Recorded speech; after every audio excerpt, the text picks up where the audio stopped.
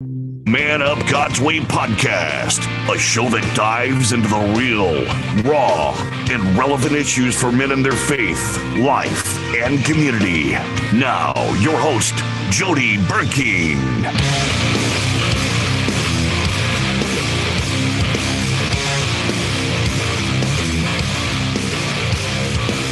All right, guys, here we are again on another Monday night. My name is Jody Burkeen. I am your host for the Man Up Monday podcast and the founder of Man Up God's Way, a men's ministry designed to encourage and challenge men to be different. That is to do Christianity and not just talk about it and not just sit on the proverbial back row of the church, to actually get out, become the man that God has called them to be, a godly man at that, and to be the husband that they've been called to be, a spiritual leader in their home, learning to love their wife, wash her with the water of the word, and love her as Christ loved the church, to raise children to be godly as well, to lead them down the path of righteousness and holiness, and then to serve in your church, and then go out and make disciples.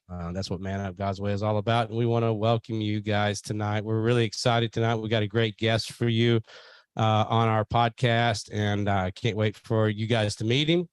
We'll introduce him here in just a minute. But in the studio tonight, I got my brother from another mother, Fregosa. How you doing, brother? What's going on, man? Good. Doing good. Glad you're here, man. Yeah, all things well. Again, every time we did, like the last 4 or 5 times, I feel like it's been a quick minute.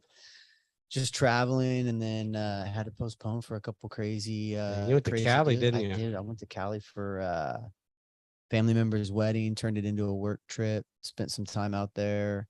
I got to play some music, got to see some friends and take some meetings and do all that stuff, man. It was awesome. Awesome. It was good to be home. Good. Well, I'm glad to have you back, man. Good to have you in the studio.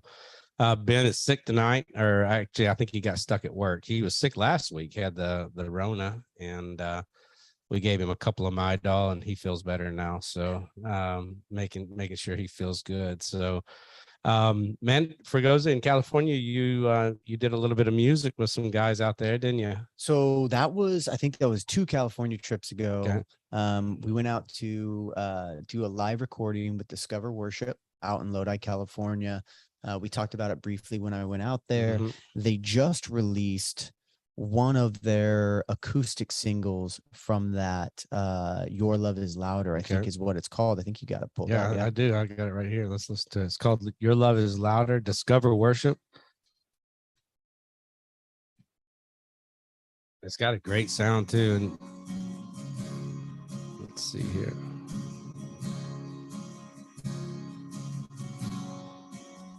And you guys I'll share it in the link. Yeah, I'll find it. That's awesome.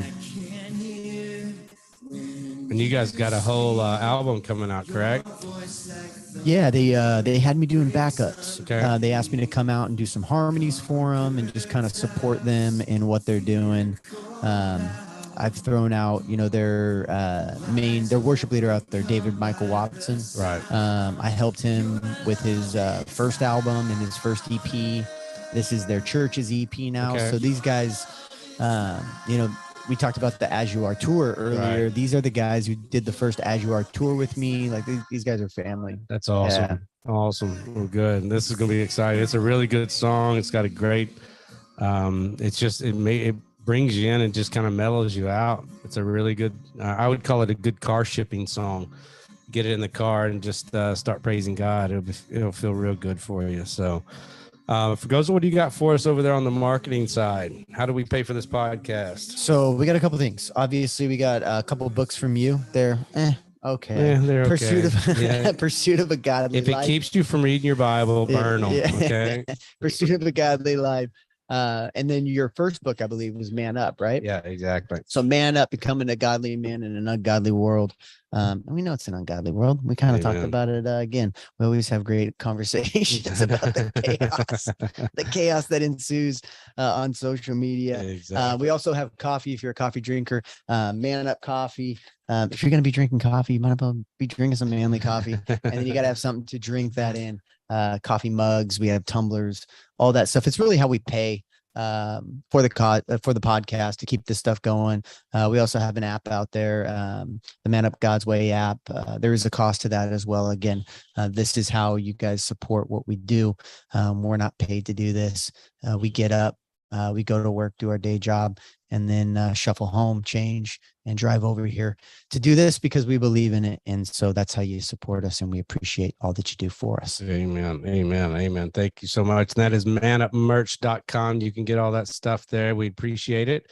And thank you for your support.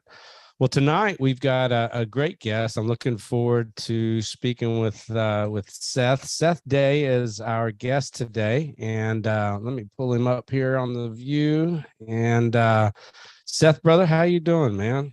I'm doing well. Thank you so much. Awesome. Well, so much. I'm so glad to have you here. I know you've got some great stuff to tell us about. We'll hop into that. Your new book that's coming out, and some other stuff that's going on. But why don't you tell us a little bit about yourself first? Yeah, so I am married to my lovely wife, Heather, who is a professor, and we have 3 amazing children as well, named London, Hudson, and Sawyer, who really has been like the driving force for so many good changes in my life that maybe we'll get into a little bit as I share my testimony. And so we are living here in the beautiful state of Michigan, and life has been really good to us, honestly. So Great. So I saw you're in St. Joe. Is that correct? Yep. Okay. So I was just up in St. Joe. Well, actually, I was really close to St. Joe this past summer. We go to for 17 years now, we've gone to a family camp up in Buchanan, Michigan, called Life Action Family Camp. I've seen that. I used to work at a middle school there a few years ago. So we had moved out to Denver, and then I worked before we went to Denver, and I pastored for a few years. I was working at a middle school in Buchanan. This small world. This is a small world. Yeah. Holy cow. Yeah. So the Life Action's been there for almost 50 years. And very cool. Man, I every year I've gone, and for the week that we go, my kids would rather go there than Disney World. That's awesome. And it's called Life Action Family Camp. We took 13 families up there this year from our church, and we just had a blast, had a great time. And it's like church, it's like vacation, or it's like church camp for kids, but for the whole family. Cool. So the adults get involved, the kids getting involved. And we a couple years ago, the year before COVID, I should say, we didn't go the year of COVID. They closed it down, and then they didn't know if they were going to open up the 2021, but ended up opening up late in the season. We didn't get to go, but we went up to St. Joe's the year before that, and the lighthouse, out on we go out there and I just walked it the other day. Did you really? Okay. Yeah. All right, good. So I know exactly where you are, and I love that. It's a beautiful, beautiful area. I don't like Michigan from here on out, just so you know, as far as the calendar goes. Yeah, I know. I'm with you. I'm with you. So when we transitioned back from Denver, the mountains, I could do the winter in Denver because the sun was out, but here it just doesn't work the same. It gets cold and it's wet and it's gloomy and it's snowy, and it's like you get up and it's dark, and you go to get done working and it's dark. So I'm with you. I'm with you on that. So I lived in Columbus, Ohio for about 7 years early on in my marriage, and I loved it. Was one of my favorite cities to live in until October hit, and then it was gray until spring, and it was just like and I get suicidal. I get not suicidal, but seasonal depression. I was going to say that's different. That was the different podcast.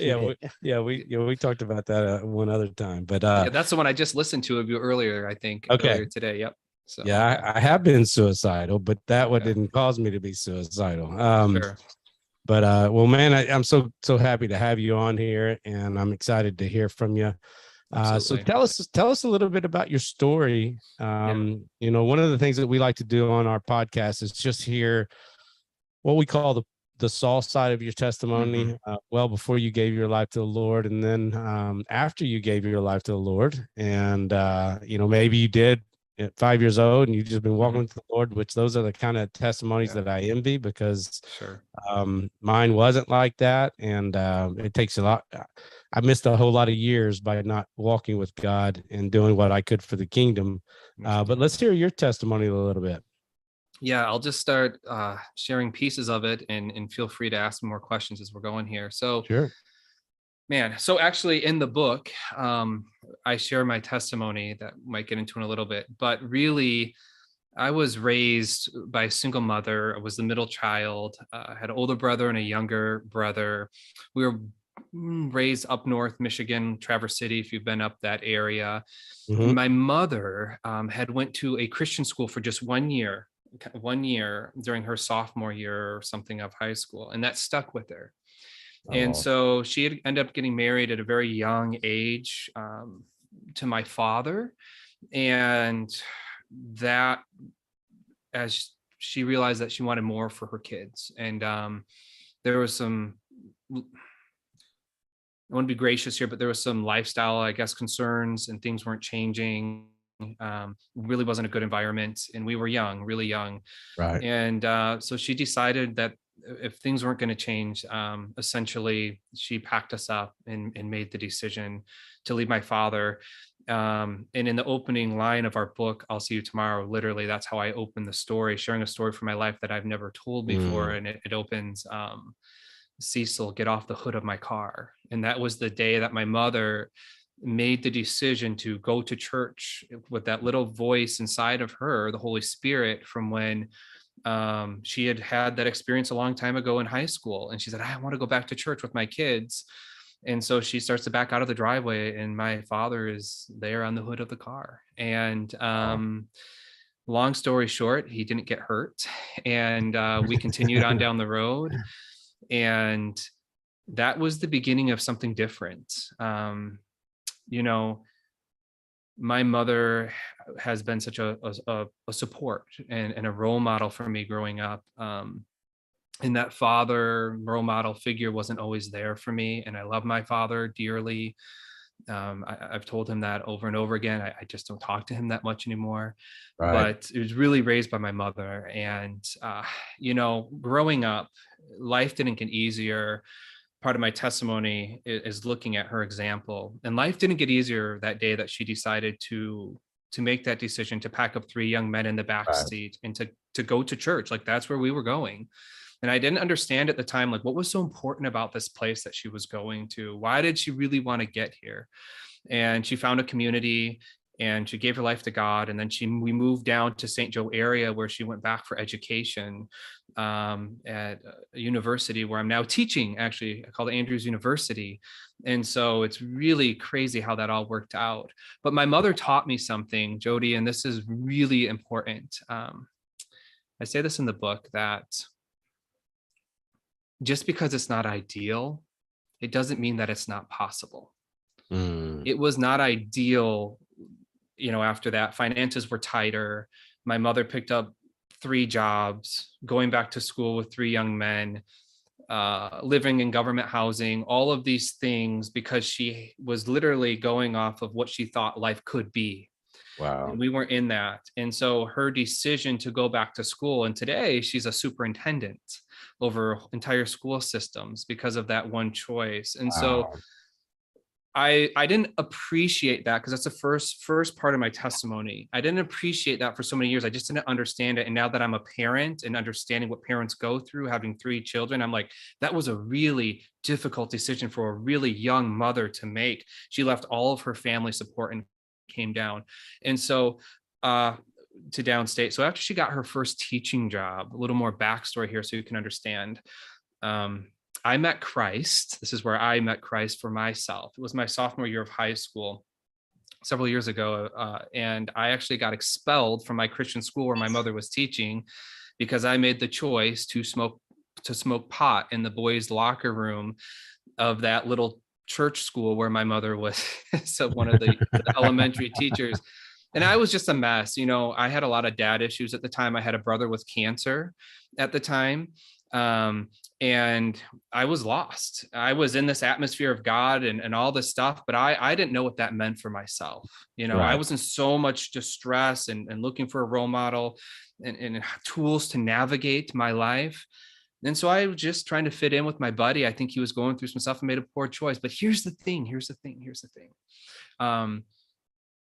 When I was sitting at home, expelled from that church school, we were living in campus housing at the time, and my mother was teaching there.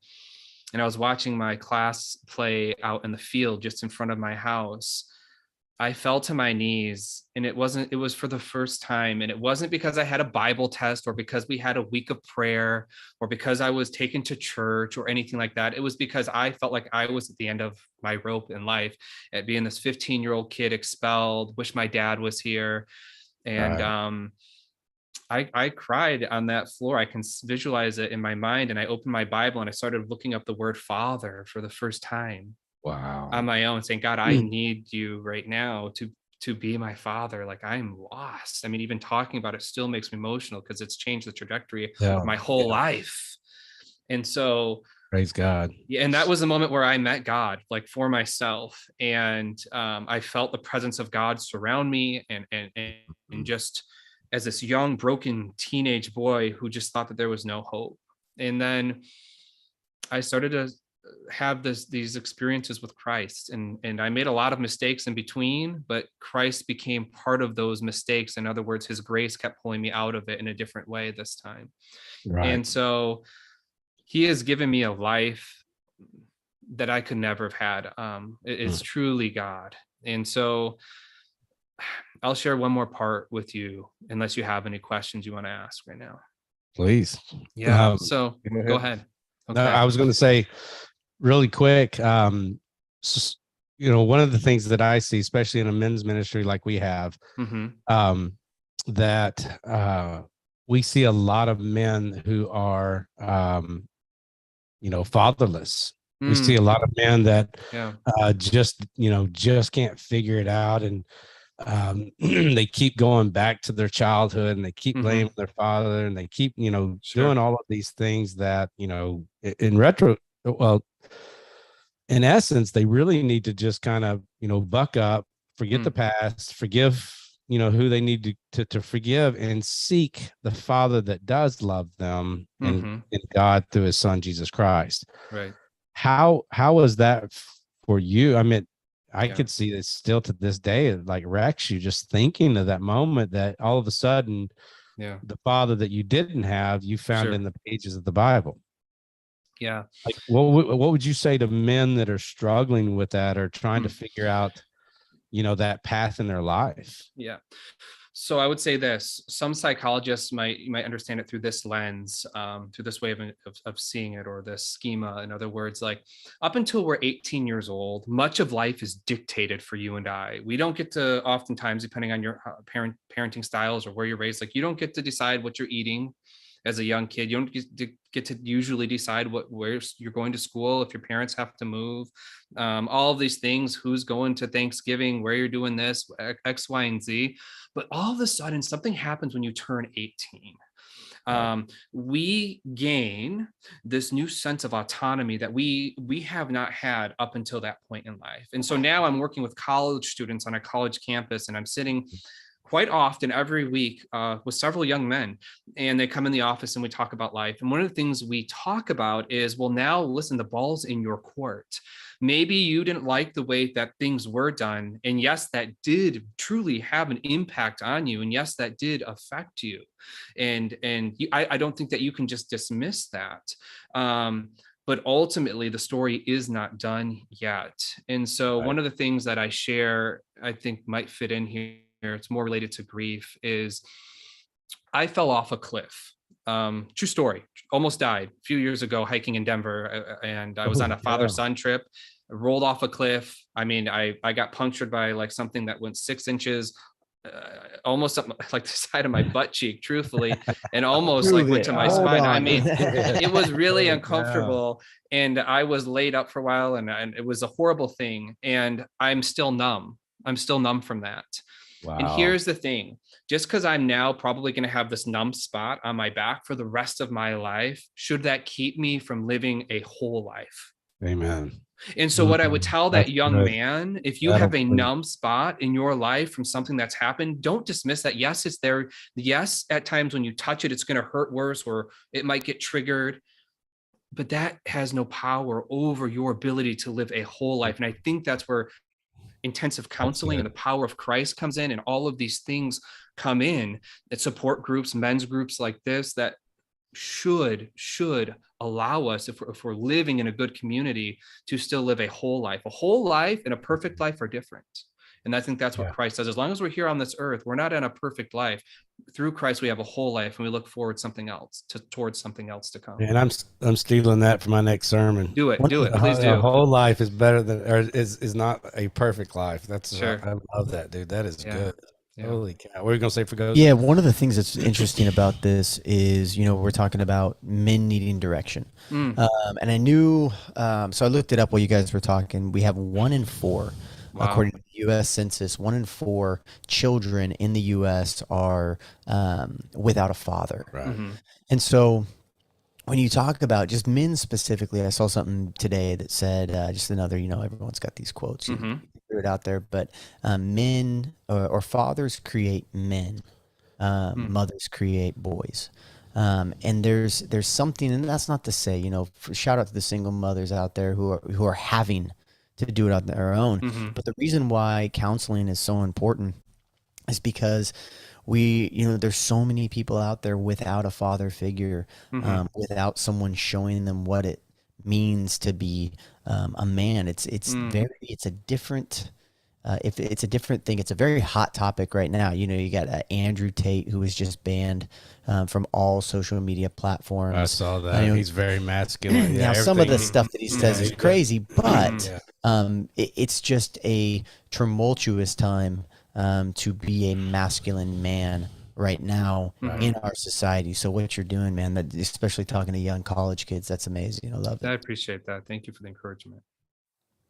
So here you are, you gave your life to the Lord, in this moment. And again, it doesn't come without ups and downs. And, one of the things I always tell guys is that 2 steps forward and 1 step back is still forward motion. You just got to continue through that. And so, take us from there to and the story that you were going to tell us, part of that. So go ahead there. Yeah. So I mentioned that I had a brother who had cancer around that time. And so a few years later, my senior year of high school, he was a year ahead of me. His name was Tyler. Actually, it's who we had dedicated the book to, in the front of the book here.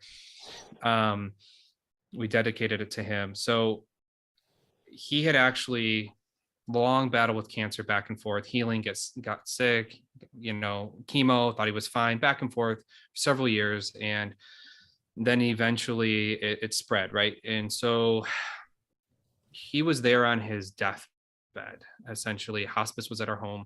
We were still living in the same campus house, and this is it. And I'll tell you, I don't know if I would be here today, not just with the testimony of my mom, but seeing my brother, because there was points when he was sick with cancer where he was begging us for a handgun to end his life because he was just fed up. Seriously. And he one of the doctors at one point had hit his back with one of the instruments and paralyzed him from the waist down. And so this was after they thought that he was going to be fine. And then, it just happened. It was such a risky surgery. It was, one of those things that happened. And so he was going through this time of intense chemo and trying to figure out what life looked like. And we thought he was in the clear, and he got over that part of, I'm not going to end my life. I'm going to accept this is where I'm at in life, and was going to go back to school for physical therapy to help people like him who had similar experiences. But then the cancer came back again. And so on his deathbed, as he was dying,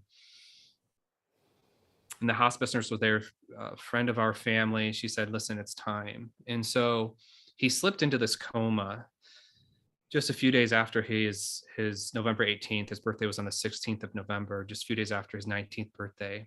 And we thought that was it.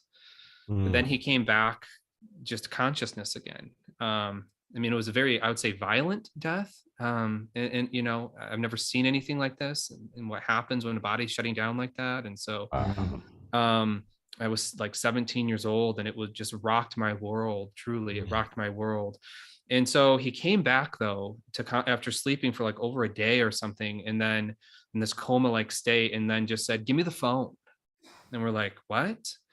And he gets on that phone. I'm not kidding you. And he calls every single person. He's like, Mom, I need to call my cousin Josh. Mom, I need to call Grandma. I need to call Dad, who wasn't really part of our lives that much at that point of our life anymore. And he gets on the phone. He's like, listen, this is it for me.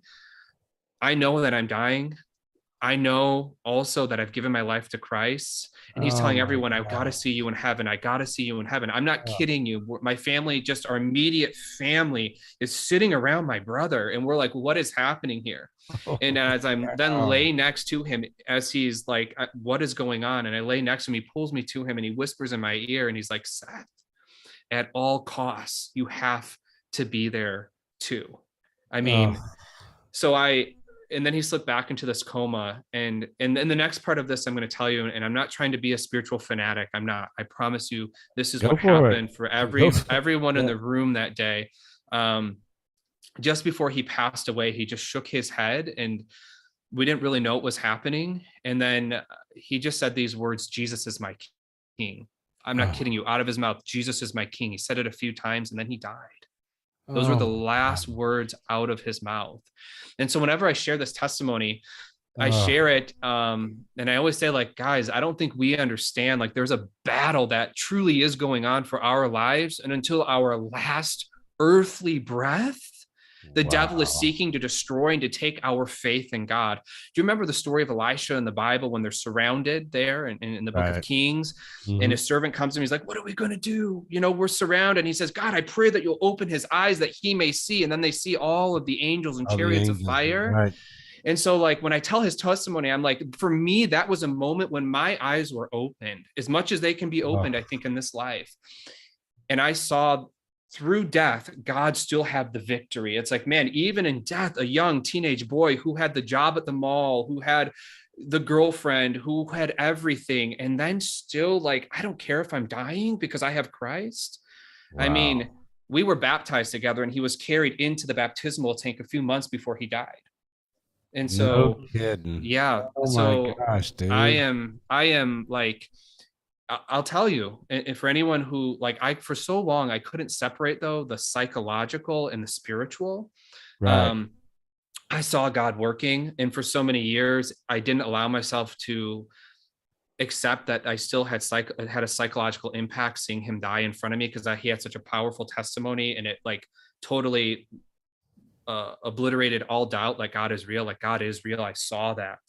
And so I'm now 35 years old, and I'm in counseling for the first time, dealing with things that I haven't dealt with in my life. So I would just tell, like, people, like, just because you see God working in these powerful ways in your life, or you see these testimonies through life and death experiences, we are human beings and we need support. And so, so part of my testimony, I think, is understanding, for those men, you're saying, like, what do you say to these men? God will show up. And again, being a whole person and having a perfect life are two very different things. God has given me my life back, because there was a time when I was, I had some PTSD symptoms after that all occurred. So God has been so gracious to me through all of it. Well, just to give some encouragement to people who are listening, you'd mentioned that, you're 35 years old now in counseling. We all need counseling. I quote my older brother a lot, because he's, one of my pseudo counselors that I call and harass. But he'll tell me, we all need counseling. If we didn't, God wouldn't have sent us the great counselor. That's how he refers to the Holy Spirit. So if you're feeling like, and a lot of times it's, I had a friend tell me that it's not the counselor that's going to help you. It's the fact that you are showing up day after day, week after week, month after month. You're the one who's working it out. True. They're just there listening and kind of giving you some, some steps to take and maybe some prudent directions, but you're the one who's doing that. And it's really the work of getting that stuff out and speaking. I think that's awesome. I just want to encourage people as they're listening that's healthy, walking with Christ. It's not things aren't going well, so I have to go to counseling. No. We all need counseling. Right? Yeah. I would just add to that, like, the way that we process and even find meaning through things is by talking them out, or else it becomes so jumbled up here. in our mind. So when we're able to talk about it, and sometimes we even need to cry about it, truthfully, as men, and get those tears out, it's a way that our body releases some of the pain and some of the pent up stuff. And then we can, after we get all that out, we can find meaning. 10 years ago, Jody, I couldn't sit here and have this conversation with you guys without crying. But because I've been trying to talk about my story and seek support groups, I've been able to find healing, through community. So, I mean, the Bible talks a lot about, just confessing, your sins, confessing to other brothers. Confession is a lot like forgiveness. It's really, you're trying to get stuff off your chest, out of your mind. And it's not even half the time that you really care that somebody gives you advice. It's just like, man, I just kind of need to talk about this. And the same thing with forgiveness. Forgiveness is not for the other person, it's for you. It's when you learn to forgive and actually let those things go. And my wife always says, some deep unforgiveness can be like kind of like a Shrek analogy, is like an onion. You got to peel the layer. Today I'm forgiving them, but man, 6 weeks from now, oh gosh, I got to keep forgiving, kind of deal. And confession is huge, and that's one of the things that we try to teach men all the time, is that men have 5 major problems. It's sex, wives, money, kids, and work. And that's how simplistic we are. We're really not deep at all, but yet the overarching problem is pride. So pride wraps all those into one big problem that we think that we are the only ones going through it. But the moment that you confess that to somebody, for men, unfortunately, if they have a pair of eyes, they've got a sexual problem in most cases. They haven't learned to capture their thoughts. They haven't hidden the word in their heart so they won't sin against God, and they're moving in directions. It could be, lack of sex or not enough sex or too much sex or whatever that is in their lives. It could be pornography. It could be lust. Wives, if you're married, man, you're going to have problems.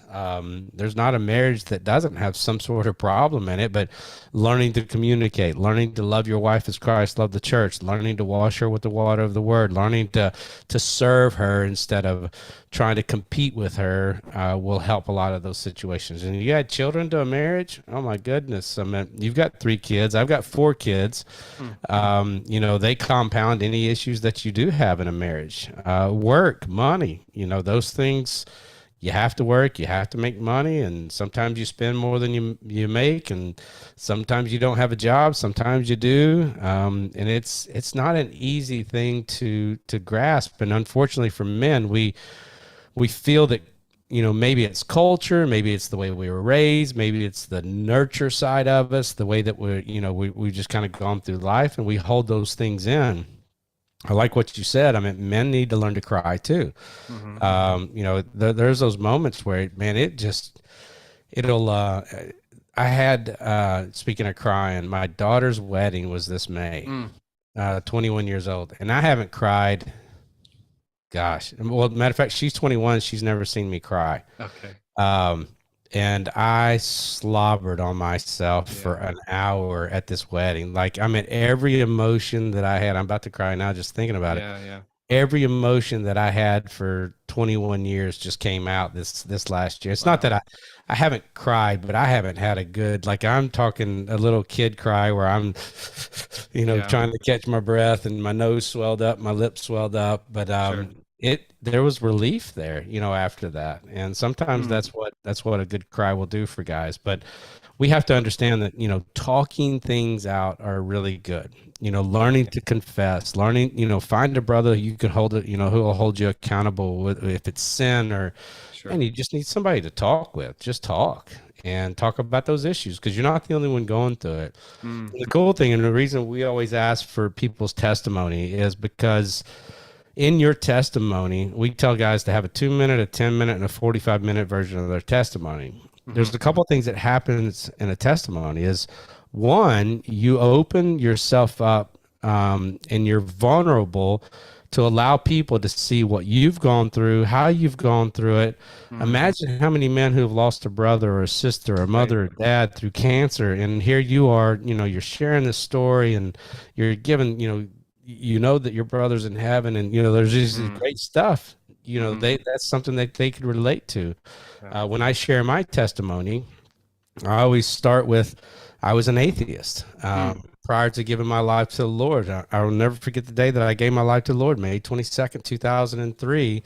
I finally gave my life to the Lord. For years, I combated Christians. I was, I knew enough about the Bible. I knew as much about the Bible as most Christians as an atheist, and could trip them up and could confuse them. And, I'm not proud of that. It breaks my heart that I did those kind of things. I was a drug addict. I was an alcoholic. The only good thing I had in my whole life was my wife. We were married in 1990, and I don't know how she stuck with me for 13 years before I gave my life to the Lord, but thank God she did.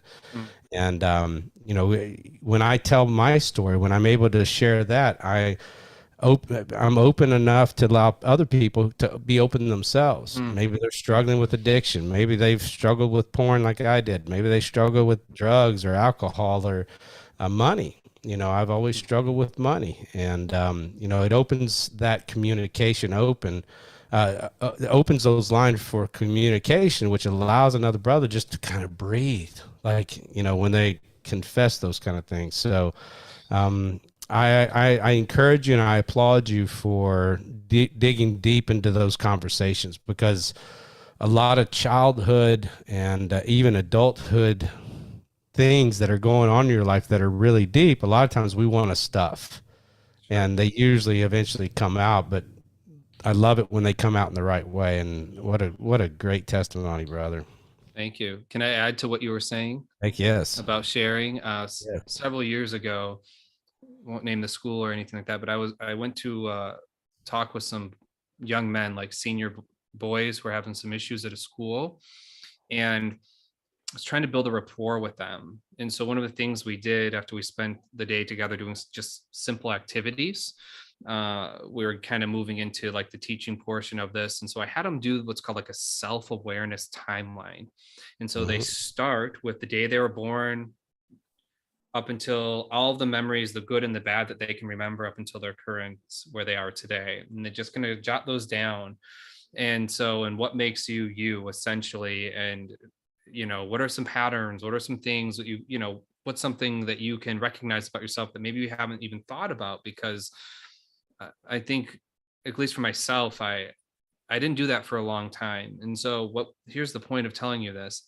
We sat in a circle, and as everyone began to share things about their lives, I had some of those boys in that room, and these were kids who went to school together for like 10 years, young men. And and I'm saying this because of high schoolers who spend all day together on basketball teams and stuff, aren't knowing these things about each other. Us as men and work and family and separated, man, how are we sharing then? I don't think we really are. And so some of those kids in that group, I was shocked to find out, they said, yeah, one of my best friends, true story here, was stabbed on the streets of the city where we were. And the kid next to him goes, I didn't know that about you. And it's like, they've been playing on this basketball team for like, since junior high. Wow. Another kid was saying, I'm struggling with this addiction in my life. And then after he said that, 3 other kids in that room said, I'm struggling with this too. And it started at this age. And then and then they started praying. And it was like, listen, it's like, I think that one of the biggest mistakes of our culture today is that we're really supposed to do this alone, and we're not. And so we need community and we need people. And that's really one of the focuses of this book that I was able to write with my partner and my wife, Heather. It's like building relational resilience, and how do we essentially not just dismiss people in such a cancel culture today. There's a lady named Brene Brown who says it's really hard, maybe paraphrasing her, it's really hard to hate people up close. In other words, Jody, when I get to know your story, maybe we have different political views or even some theological differences. But when I get to know your story up close and go, well, I suffered something similar to that, and you have family, I have a family, and we have these interests, we begin to see people different. We're not just, and I'm not going to get into politics. We're not just political parties, and we don't just dismiss each other. That we can actually begin to see the person and not just the beliefs or things that we allow to separate us.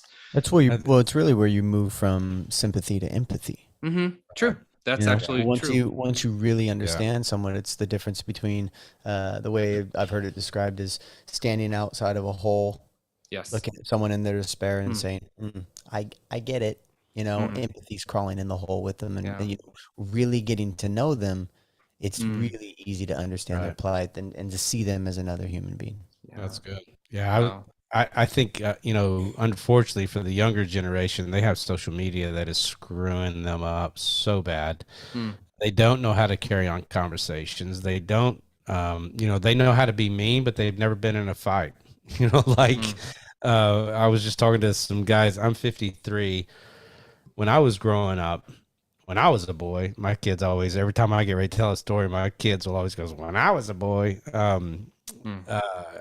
When I was younger, man, all we did was fight. Like if we had to conversate, if we had a difference or a disagreement, Mm. we fought. And then we were best friends, 15 minutes later. And I carried that on into my adult life. As a drunk and as a drug addict, I loved to fight. Mm. But people, you understood where people were at that point in time. It was also a reason that I wasn't communicating. I didn't know how to communicate, so I was Yeah. fighting, just to communicate. And that's not much of a better way than the social media. But the issue nowadays is kids just they want to be mean. They want to, they're Sure. bullies online. But yet, like what you're saying, if you and I have a conversation, I hear your testimony, and man, I feel it and I see it and I can see your facial expressions. I can see the tears in your eyes when you're talking about, just this moment when God finally just reached down and grabbed you like that. Yeah. To me, I mean, we're brothers for life now. Like Mhm. and we haven't even met physically yet, but just looking at your face here on Zoom, and it Sure. just, I think conversations like that need to happen more and more. And, as social media, as technology grows, we've got to figure out a way to do it better Mm. than what we're doing right now. It can't just be, 140 characters and that's your life. It has Mhm. to be, we have to get involved in each other's lives Yeah. to the point where we know the hurts, we know the aches, because as a Christian, and here's the preacher in me, Mhm. as a Christian, we are called to take care of those who are downtrodden. We're called to take care of those who are poor. We're called to take care of those that are hurting. We're called to take care of those that are lost. Like that's what we've got to be out doing instead of playing church and worship song on Sunday and sermon and then go out and then do nothing Friday, Monday through Saturday. Sure. Except raise holy hell, and that's not the Christian life. And we've got to be involved in each other's lives. And I mean, that's honestly, that's why we ask for people to share their testimony, because I want to know where you've been. I want to hear where you've been, and what a great story. So, your brother passed away. Yeah. What year was this? 2004. Oh wow. Okay. Yeah. And so when did you meet your wife? Yeah. So she loves to tell this story. And I'm telling it more, and I love to tell it too. But we actually were boyfriend and girlfriend, if you want to call it that, in like 6th grade. And so when my mother had made that decision to go back to school and moved us down to the St. Joe area, and we attended a little private school. Right. And she was working there and doing some jobs for the school and going to school at the university here, Andrews University. We were in the same class for a few years, and we were boyfriend and girlfriend. And then we moved to a place called Battle Creek. I don't know if you know where that is, Battle Creek, Michigan. And so I knew her, and she wrote in her journal, "I'm going to marry Seth Day someday." And she's a poet, like she's a writer. I mean, and she was writing me love poems and all this stuff. And at 6th grade, and passed me all these notes. And so I just totally lost touch with her. And then years later, when I was going through some stuff on my own, I felt God. I mean, I had already failed out of college like 3 times. It was at this moment I was living out of my truck, and I felt like, God, I really feel like you're telling me I can do school. I don't know how I'm going to do it. Just a mess of a person emotionally, all sorts of ways. And so I was staying on this campus where I am in the parking lot, because this is the only place I knew. This is where my mother went. This was the place that helped my mother. And so I'm going to go to this university. and try again. And then when I went to the financial aid office, her mother was working there. And then she told her, you know, that Seth Day that you used to know back way in the day. So long story short, we got reconnected. And then she had passed a note. Probably wasn't the most professional thing, but there was a little history there. But she gave a note to her mother, who was a financial aid director. She passed it to me, and I never read the note. I had her number and stuff, and I think she was just wanting to connect as friends. But I zipped it in my backpack, and it was there for several years, and I just forgot about it. Got stuffed in there, and then when I was back home, I wasn't driving. I mentioned, I think all of the stress from my brother's death hit me and all the symptoms. And I was going to University of Michigan. I was on like 6 medications, all just really compounding on my life. I ended up having that backpack, and I ended up finding that note, and I called her, and it was the night that her fiance and her broke up. Out of nowhere. So I had this note for several, I'm not kidding you. And then we've been awesome. I went and visited her the next day. My brother drove me from Battle Creek to over to St. Joe. We met because I wasn't driving. Right. And then we just hung out, and then we kind of just have been together ever since. It's kind of interesting. That is incredible. Awesome. Yeah. And what year was this when y'all got married? We got 2011. Yeah. Okay. All right. Yeah. So y'all got 11 years in. Yep. Cool. Yep. Awesome. Congratulations. Yeah. Yeah. So God is good. I got 32. So. Oh man. Yeah. Yeah. Time goes so fast. It's incredible. It does. And how old are your kids? So we have we have a daughter who's gonna turn 11 in November. Okay. So she's 10, and then we have a 9-year-old son. And we have a 6-year-old son. So 5th grader, 4th grader, and 1st grader. And all right. Crazy. So when you're telling that story about your daughter, I'm looking at my daughter already, and she's already tears me up all the time. I'm like, time is going so fast. And I was telling my wife just the other day, man, I'll be at her wedding soon enough, I'm sure. So it's crazy. Like my daughter is a singer, and she sang a song for our daddy-daughter dance. Wow. And it wrecked my world. Like I to this day, I still listen to it, and it just tears me up from the floor. Like it was just one of those. It's I don't even know who sang it or what, but it's my favorite song now. So, but my daughter was speaking of that, like daughters have such a power over their father. She was the reason why I attempted to go back to school again, and with the encouragement of my wife, like full time, and not just take a class here and there. And I was working full time as a carpenter, love that work, and still do it, and help people when I can. But I just for some reason, I wanted to go back to school. And when I saw my daughter, it's like, okay, for me, that was that moment when I was just like, try again. And so God is good. I don't know what it is about daughters, but man, they'll get their dads. So yeah. So I've got 2 of each. I've got 2 daughters and 2 sons. Wow. I've got a 21 and a 20-year-old girl boy, and then I've got twin boy girls, or boy girl, I should say. Awesome. That are 11-year-old. So yeah, I get it. So you're teaching now. So you got your master's, you finished school, went and got your master's, and you're working on a second master's. Is that correct? Yeah. So I'm doing one in educational psychology. I've spent a few years pastoring, and then before that I was working in public education, kind of working with at-risk youth as more of like a intervention specialist role.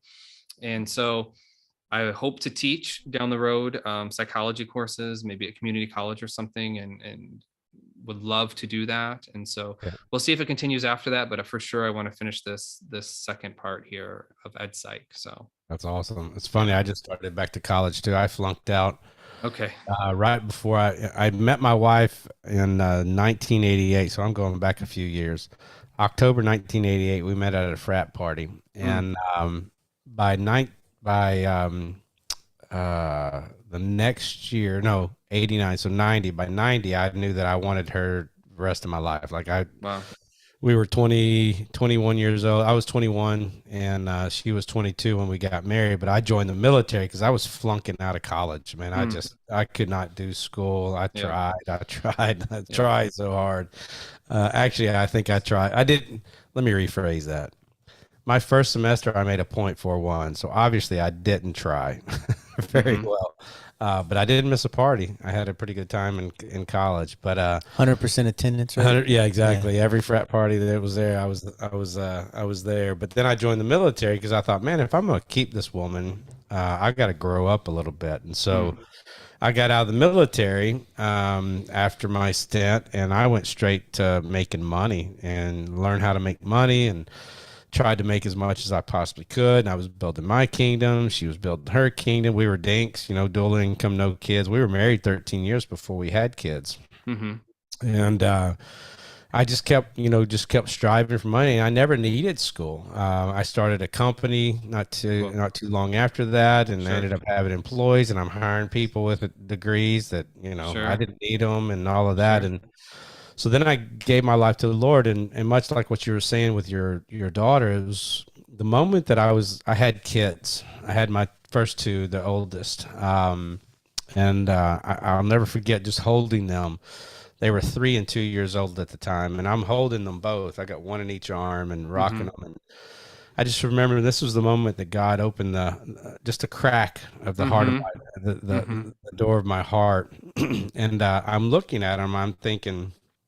I'm looking at their eyes, and they're looking at me, and I'm looking at their eyeballs and how beautiful blue they are, and how perfectly round they are. And I'm thinking there's an optic nerve that goes from their eye to their brain, and in the brain, it's taking these memories of my face and my voice and the room around me. And at the same time, their lungs are filling up with air, and there's this magical air. Where does that come from? It's like all of a sudden here we are breathing whatever, their heart's beating and their muscles and they just in that moment. And I don't know if the thought was 20 minutes long or 20 seconds long, but it was just one of those moments where I'm looking at both of them and thinking, my kids did not come from a cesspool of algae.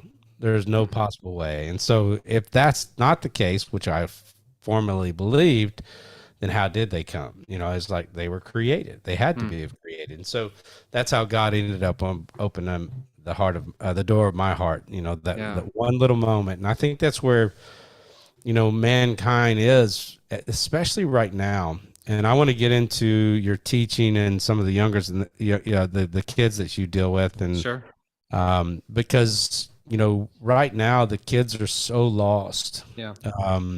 They are so, and they don't even know it really right yet, but they're hopeless. And they're searching everything to find hope in, whether it's social media, whether it's a boyfriend, girlfriend, whether it's, they get out of college and trying to find a job and just making money. And, and I have history. I have, the reason I have gray hair is called wisdom. I've got wisdom to give to them, to say that those things will not make you happy. They will not bring you joy like the joy of the Lord. But in your dealings now, and are you teaching in college? Is that correct? Yeah. Okay, yes. So you're teaching in the college, and what is it that you're seeing with these kids, and what do you feel that can be done or needs to be done? You are also a past youth pastor, a youth leader, in youth ministry, and tell me a little bit about your experience and what you're seeing, and maybe give me some hope that maybe I don't have right now. Yeah, so I do think that we need to give hope. First of all, I'm going to play on your last word there. People need to know that there is hope. Amen. And I think, first of all, sharing our testimonies is a powerful thing, because that one of the ways we build, I think, self-efficacy. Oh, I can do this. I'm capable of doing this, is through seeing other people who went through a situation like you, and you being able to identify. So, well, he's a teacher and he flunked out of school. I have D's and I'm in his office and he's talking to me about my grades, and I have a moment to slip my story. Hey, you'll get there. I'm going to share some things that I wish I had at your age, at your experience, and then you can pass some things on that you learned that maybe you didn't have. So sharing That's your awesome. story is one of the ways which you can role model that for people. And I think one of the things too is setting kids up for success. So when a student comes in and they're whatever that situation is, you have to give them something that they can maybe in lower grades, if you're working academically, they might call it chunking. It's like, don't give them the whole assignment at once because they're going to get overwhelmed. You break it into tangible pieces. That's good. And in college, we need to do kind of the same thing. And I'm going to take that application or that method there and not just apply it to education, but to life, right? Give them something that they can succeed at and listen. But you can only do that by listening to their story. One of the things that I say, and I said this in a interview the other day, my wife has a podcast with Christianity Today. And so I was on hers and we were interviewing about the book. And I said, you know what? One of the biggest things is that if I don't sit in the presence of you guys long enough on this, maybe all I'll hear in passing is the blurps of your life. And Right. what we tend to hear from the blurps is the anger or the I don't like you or I'm angry.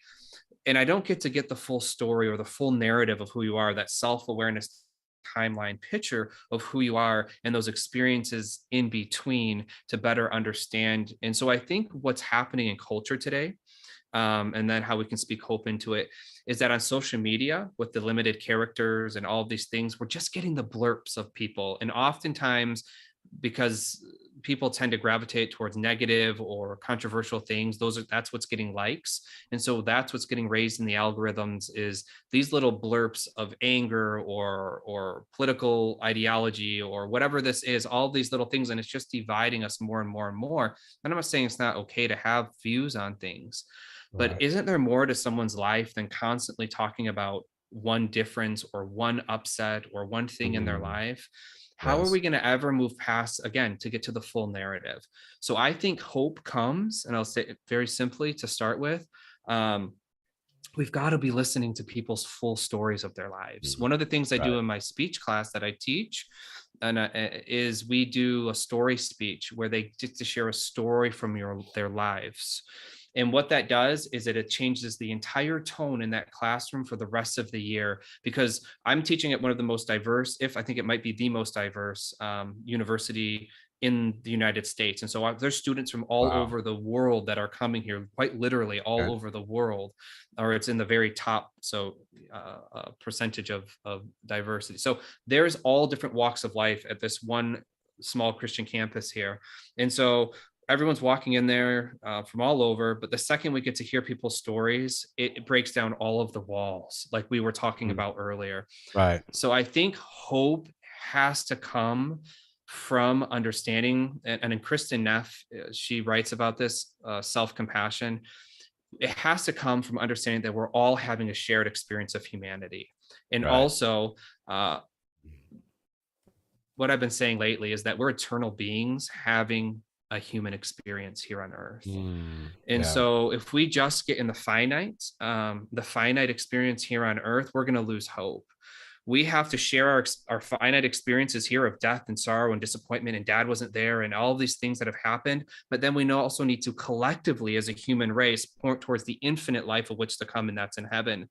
So that doesn't happen in isolation. That happens in community.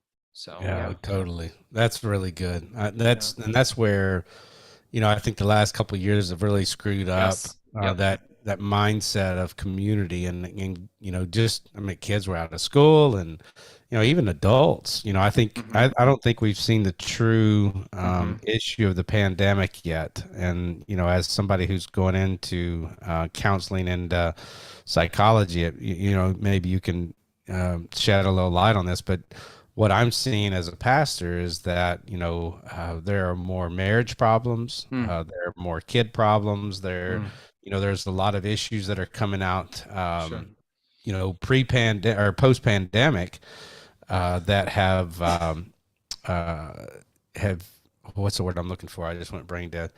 They've agitated couples. They've agitated families. They've, just because everybody was so isolated for so long, And now they're trying to figure out how to get back into community. Mm-hmm. And I'm even watching my own kids, just watching them trying to figure out how to get back. And here in St. Louis, we've been back to school for a long time. Mm-hmm.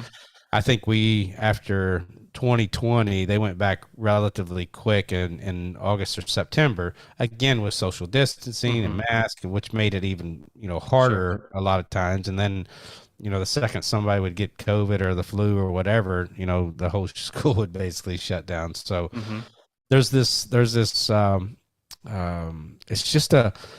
just a lingering of, that lack of community for so long. And some of these kids, they were young, they're young and still trying to figure this out. And I hope they don't feel that that's the norm. And I just wanted to know from your perspective, if you're seeing major impact in colleges, is it a major problem? And is it starting to become better? Are they trying to figure it out?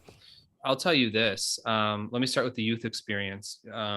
So during the pandemic was a time when I was the youth pastor, and then the same week, and rightly so, the head pastor of my church, no one knew the pandemic was hitting, right? And so that was a newer youth pastor in it for about a year or so, and then he took another pastoring job that seemed to be a better fit, and really happy that he was able to do that.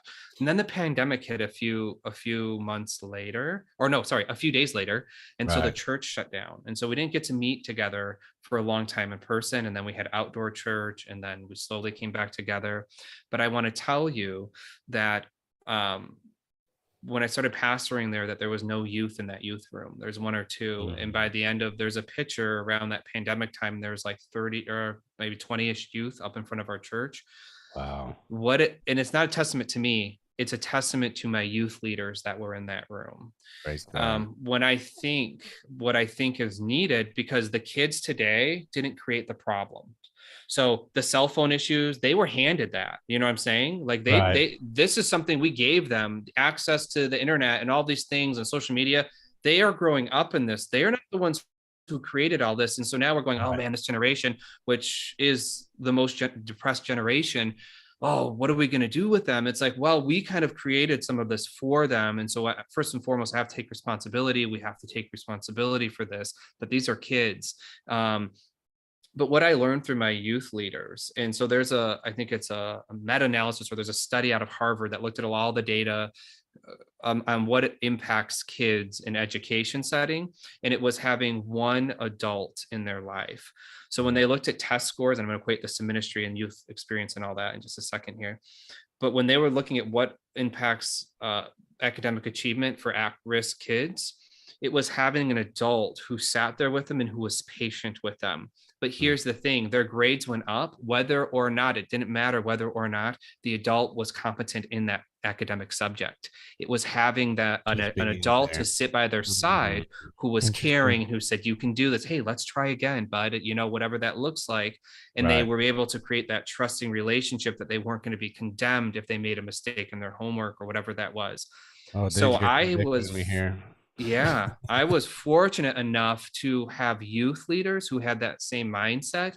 And what happened I have a picture of this, and I remind myself when I'm like, God, where are you at this moment in my life? I need you. I look at that picture and I see all these kids lined up with the youth leaders, and how like 20 of those kids that year went from nothing to then 20 kids coming and all giving their life to Christ through baptism, because I had individual adults. And some of these kids were coming from homes who they didn't have fathers in the home, many of them, but I had men in that youth group who fathered these kids. And so I think that one of the things we need to look at as we're looking at the big problem is also look at the individual impact at that level. That's good. And so if we're looking to make a difference, I truly believe, like, if you don't have kids or your kids are grown, be a mentor to someone. They need you. Right. When I was working as a dean of students, I had a particular young man who didn't like me very much, put it that way. And so unfortunately I had to suspend him a few times from school, etc. And we had our moments when we'd have to work together, but here's the thing, at the end of that school year, he passed a note to me and it said, "Mr. Day, thank you for keeping me safe." Mm. And so because I allowed that student, and this is because I've had people do this for me, I was able to, this is a Barna study, those who are shown much Right. forgiveness give much forgiveness. And I've had much Right. forgiveness, radical forgiveness. So I had more patience because I've been shown that by other men in my life, even though my father wasn't there. And so it takes time. And I think as men, and I'm learning more and more, like, and I'm not perfect, but I've learned that if we can be there for these young men and these young girls or whatever it is in their lives that they're going through, and we can't judge and we don't judge them, we first listen to them. We get the whole narrative of their life, let them get Right. everything out, and we build a relationship with them. Then there's that opportunity to make an impact, but that Mm. comes through time and patience. And honestly, like for me, truly, like I need the aid of the Holy Spirit in those moments. So Oh, totally. Yeah. I think we screw a whole lot up if we don't have the Holy Spirit involved. yeah, It's, yeah, absolutely. especially when we try to start giving our opinion and Yep.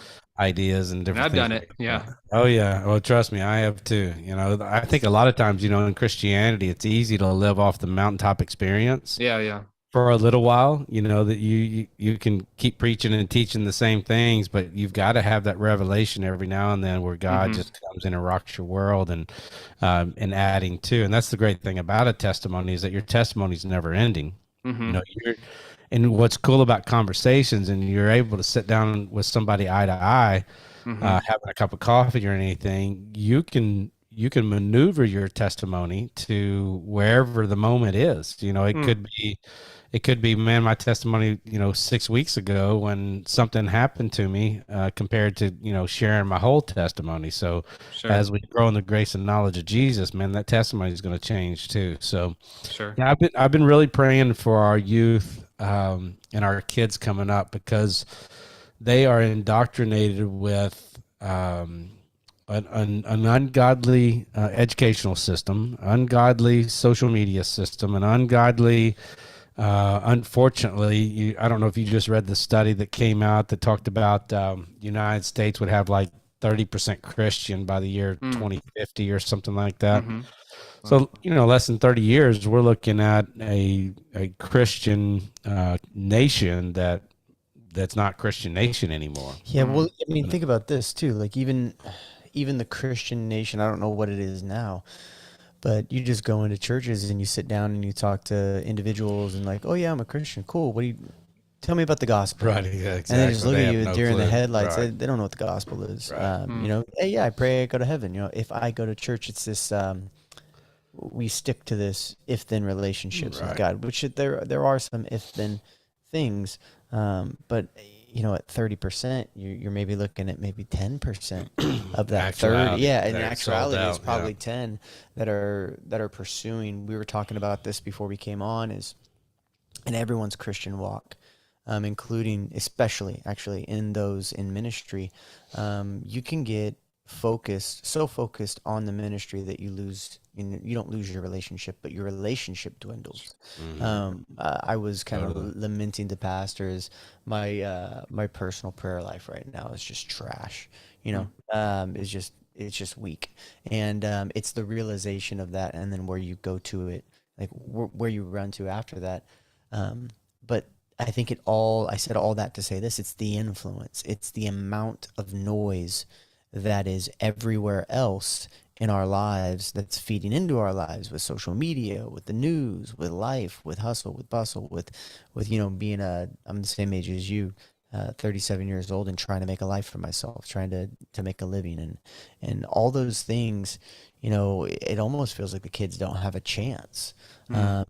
I mean, that's what I'm seeing on this side, because I'm experiencing it myself. I feel like I don't have a chance.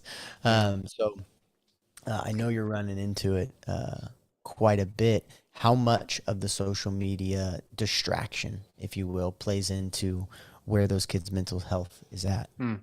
Yeah.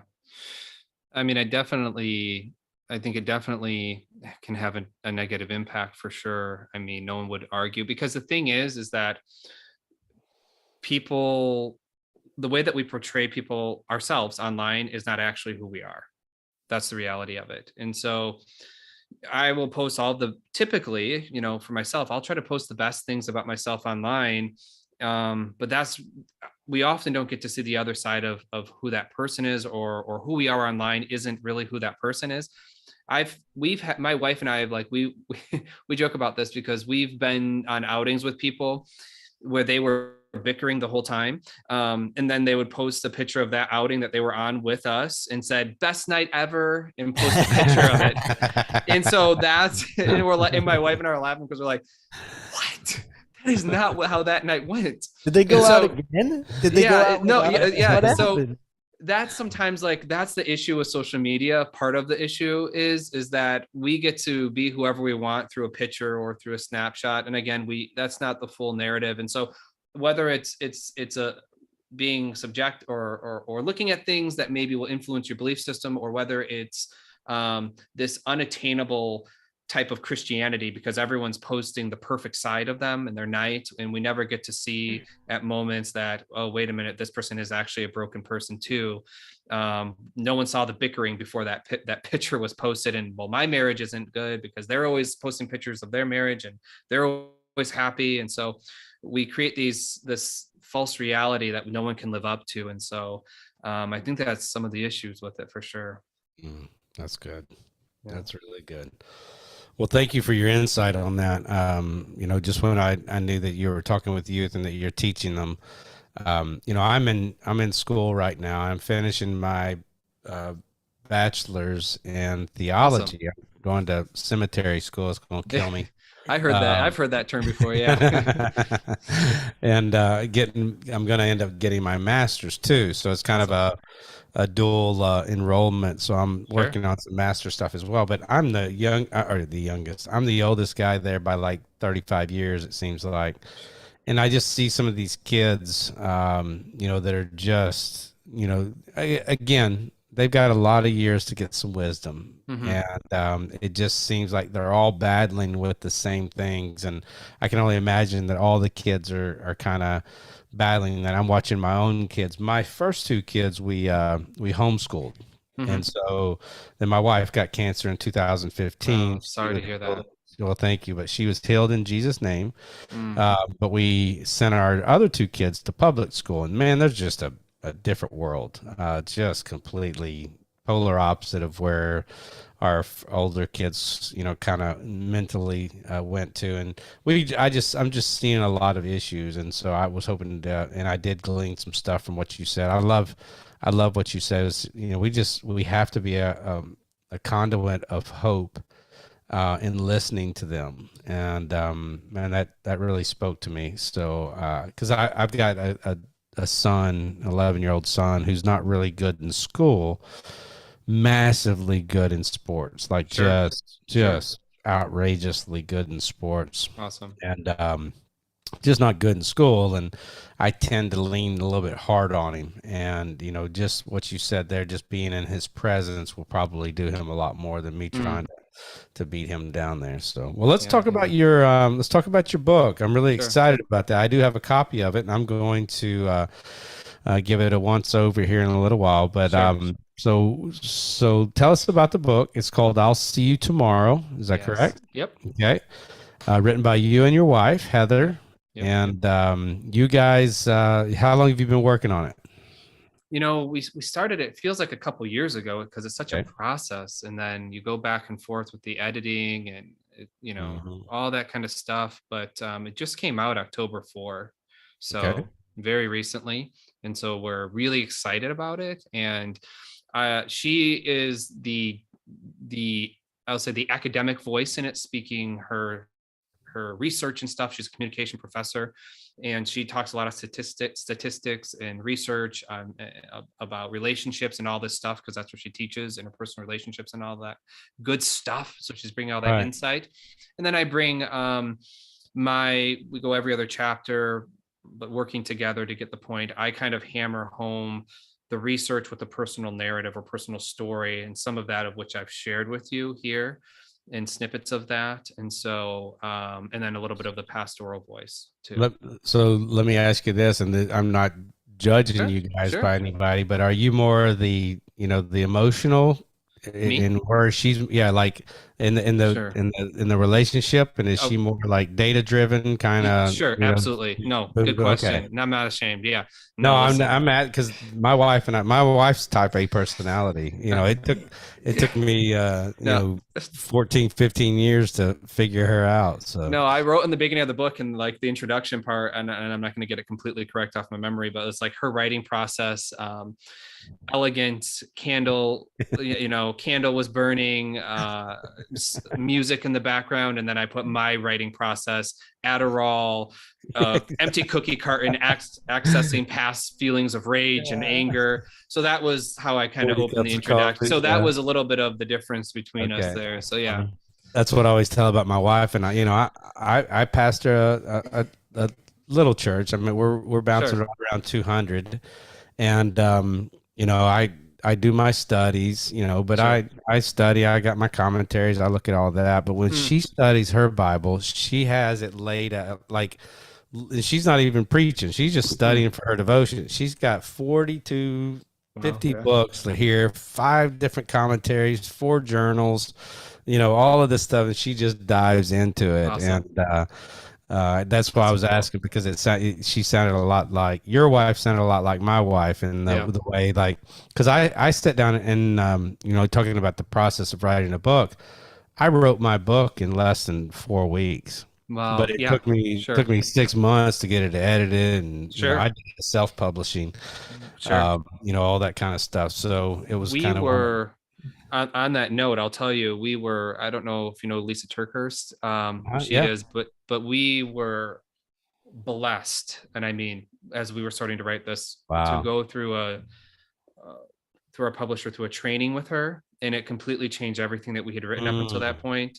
And she'd given us really good advice. And so we went back and reworked some of the chapters in the beginning. That's awesome. And so I just say, like, I don't think that the book would be what it was without that kind of wisdom and insight. And so really, like, this book has been many hands and wisdom and voices, editing. You know how it is editing. It's just like, we've been very appreciative of all the support of people on our side, like our Kyle, the guy from Thomas Nelson, who worked with us and helped us through this. Wouldn't be the book it is without all that support. So, praise God. That's awesome. Yeah. It's not an easy process. People out there trying to publish left and right now. And, sure. A good book's not easy, and it's it takes a lot of time. So tell me, so you got the book, you wrote it with your wife. What in layman's terms, what's the book all about? Hope, first of all. Praise God. And as I've walked through, we talked very early in this interview about, you mentioned like some people, I share my story of forgiveness. I get eventually we sit in the pain with people in the first 4 chapters of the book, of the pain of life, the pain of disappointment, the pain of brokenness. And then hopefully the goal is to move people towards hope. And ultimately we need each other here on earth, because we're all trying to head to the same place. And so it ends with hope, but there's a lot of research and data, and I throw some of the human service counseling stuff in there and all this good stuff, and in scripture and stories. So the goal is to hopefully help people to understand that we do need people in our lives, because many people we're living in isolation, especially after COVID. And there's probably people in our lives that we should have in our lives who aren't there, and there's probably people in our lives who we shouldn't have there. And so we kind of walk through distinguishing some of that. I think in one of the chapters I walk through the ACE, how you can get your ACE scored, adverse childhood experiences, and assessing things you've been through in your life and what does that look like. So it's real practical advice and knowledge, and creating a sense of self-awareness, and then fostering. My wife walks through things like friendship rules, some of the data on all that kind of stuff, and why we need people, how we're created for relationship, and all this good stuff. And so that is the book. And the title is from, I don't know if you've seen The Last Dance with Michael Jordan. Right.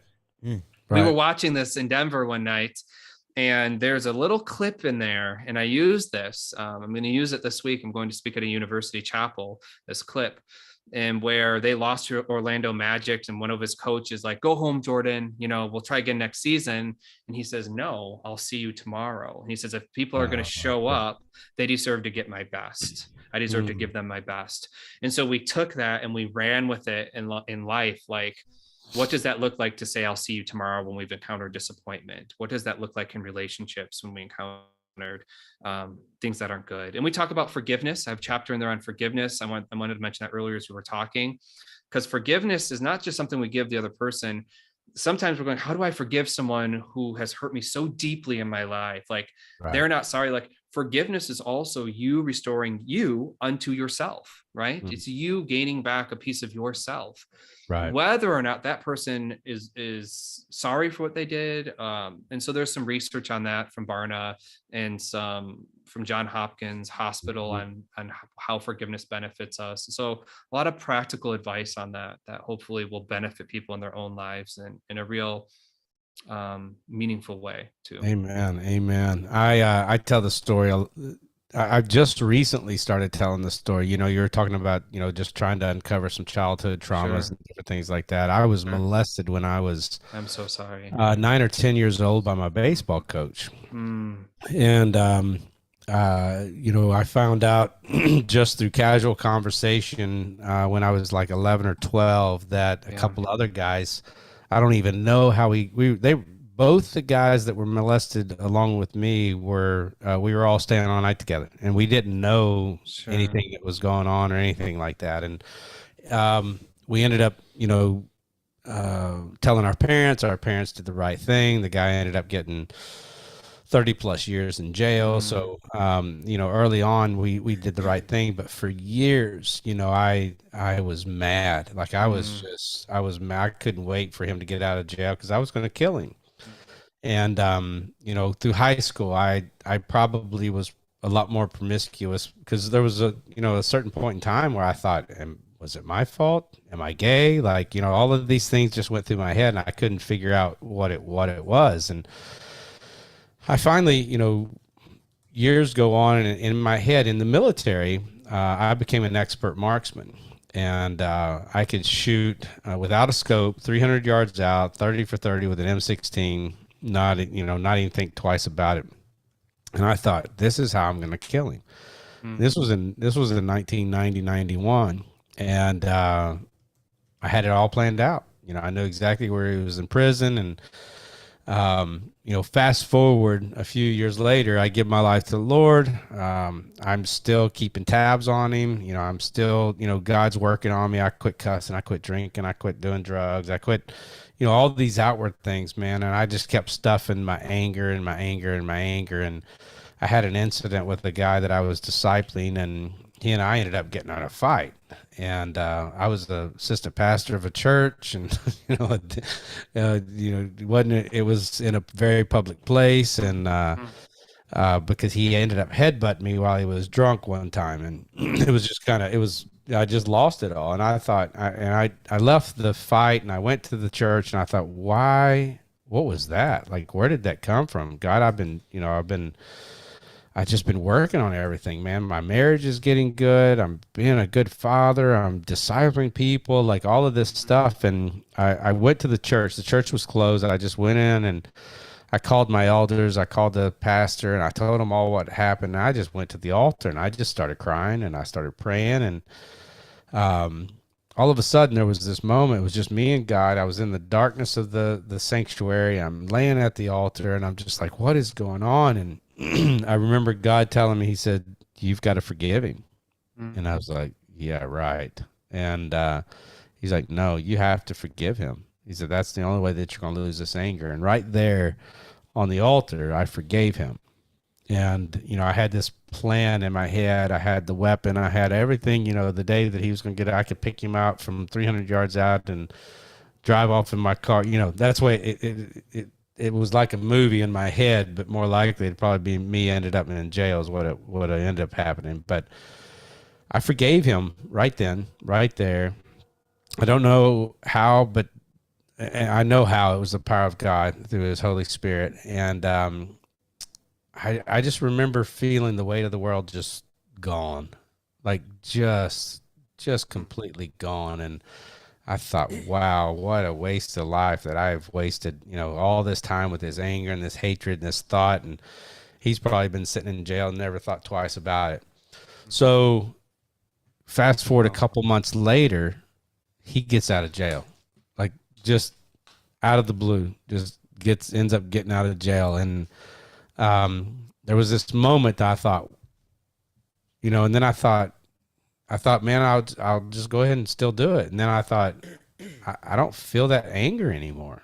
I don't feel that pain. I don't feel that hatred. I don't feel, all of that. It's the first time, my wife and I had been married probably 15 years. I confessed it to her. Like it was just one of those moments where it took me to a place to where I had to almost lose it to really gain it all. And my point in telling you all of that is that it's forgiveness. Like that's what cures.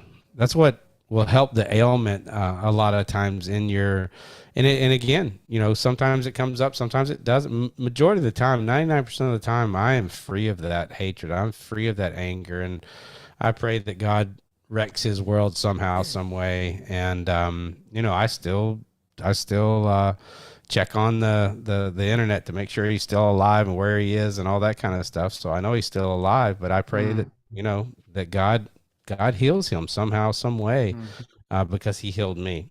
And I can't wait to read your chapter on forgiveness, because it's something that, it's a learned, it's a learned process. Yeah. Thank you, by the way, for, sharing that. I'm sure you've shared it before on here, but I don't know that I have.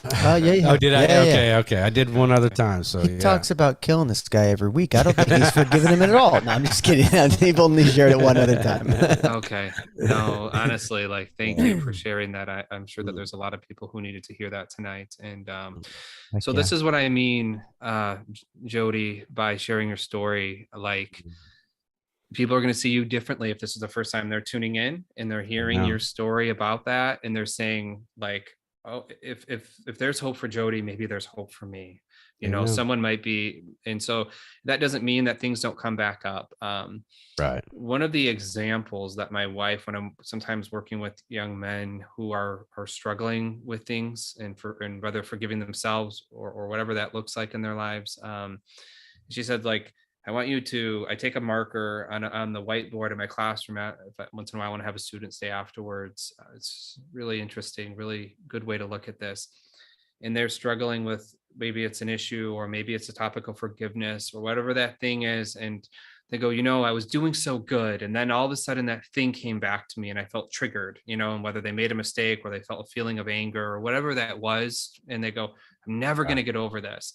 And I said, I want you to take a marker and you put that X on the board, and we're going to say, let's just start. How many days do you think that you've kept from doing this? Okay. So we'll put 40 or 50 X's, and then we'll put a circle for that day of last week that they felt that feeling again. And then we'll continue writing our X's. And I'll say, 10 years ago, would you have had that many X's or those many days where you didn't have this feeling, where you didn't do that thing you wish you didn't do? And they'll say, no, it was every day. And so for us, I think in life, as long as we're here on this earth, I don't know if it's a daily thing, and we're going to have triggers, and there might be certain things that's why we need support groups to help us through things. Yeah. But there's going to be days in our lives where we're going to be oh man, I'm angry about this. I thought, God, I had given this to you. Well, look you just went 60 days, all these X's on the board, where you were living your life. And yeah, you were in a situation where you got triggered by that, right?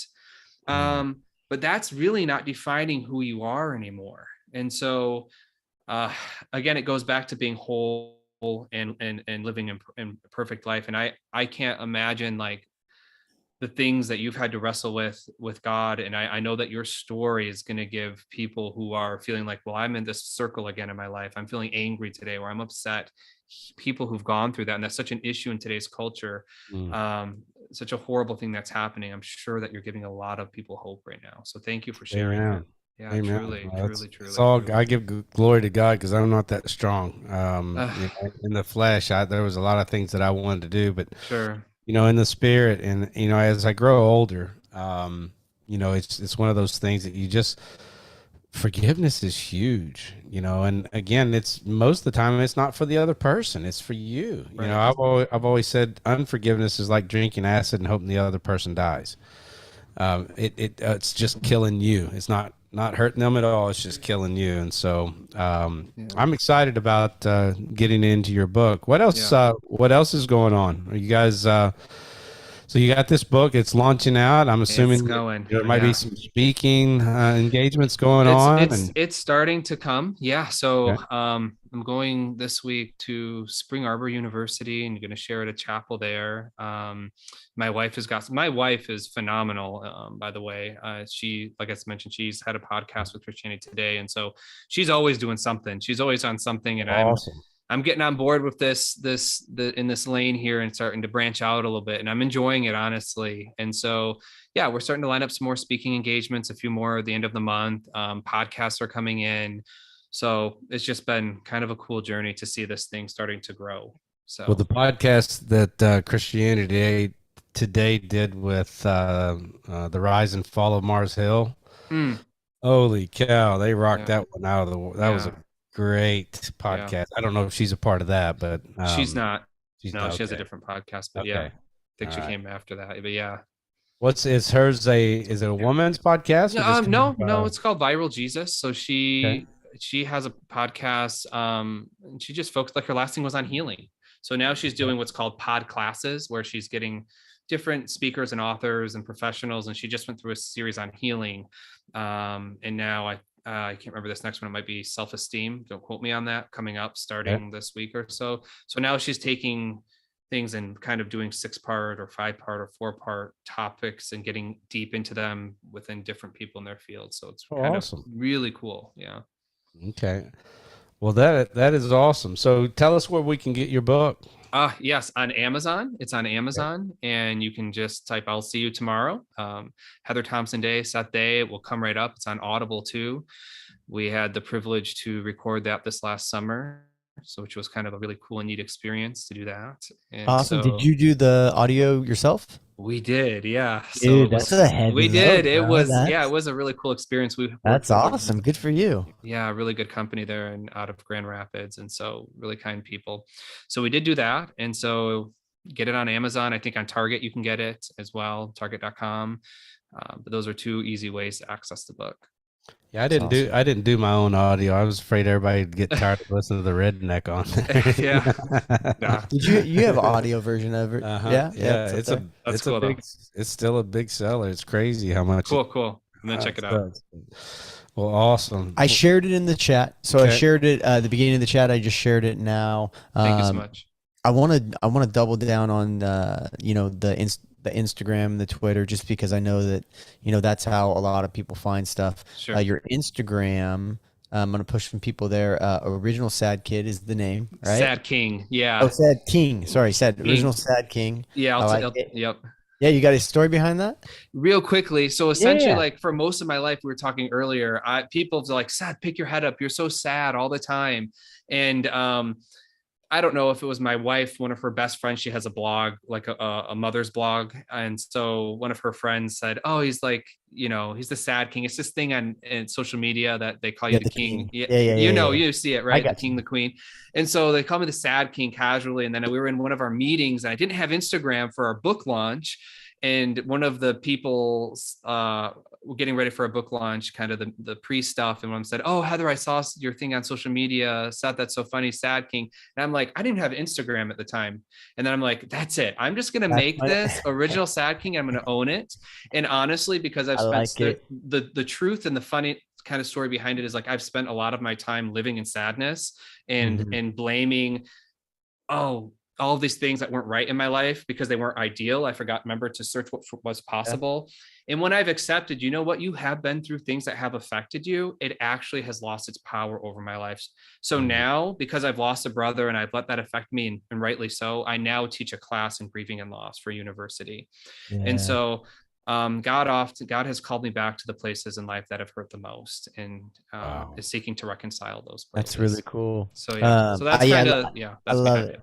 I love the name. And then on Twitter, it's just your name, Yeah. Seth M. Day. Day, Yeah. at Seth, Twitter. So if you guys have those outlets, check him out. We don't want to miss. Thank you that. so much. Yeah, appreciate it. Well, that is great, brother. Well, I can't wait to read the book. I can't wait to see what God does in this season of your life. And Thank you so much. with both you and your wife, I pray for big things for both of you guys, and we'll see what happens in the near future. I hope we stay in contact, and Absolutely.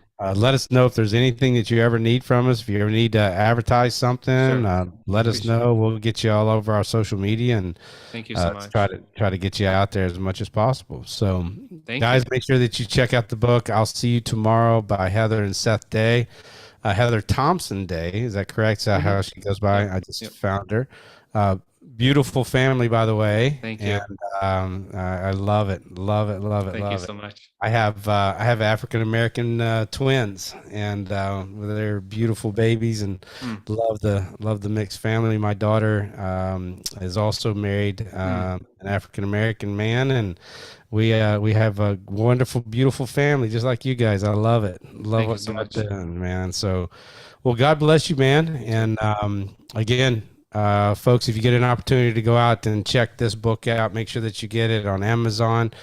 Be sure to support Seth and his wife, Heather, as much as possible. Get this book out as many people as we possibly can, and let it change the world. Guys, we love you. We thank you. And make sure that you share this podcast. You'll be able to pick it up tomorrow on any podcast platform, Apple, iTunes, Google Play, Spotify, and Podomatic. And we'll see you guys later. God bless.